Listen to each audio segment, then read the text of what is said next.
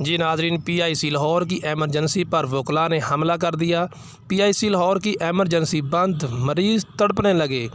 वकला की जानब से हमले की वजह से अमला एमरजेंसी छोड़कर भाग गया।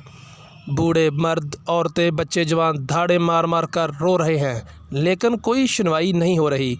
वकला की जानब से पथराव, घिराव, जलाओ का रद्द अमल भी जारी। मीडिया टीमों को भी निशाना बनाया गया। पुलिस भी महफूज नहीं रही। कुर्बान अली ढिल्लो, डिस्ट्रैक्ट रिपोर्टर, पोल न्यूज़ HD लाहौर।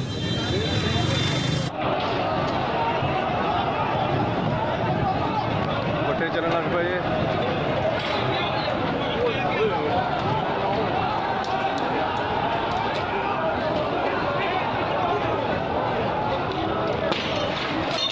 ध्यान नाल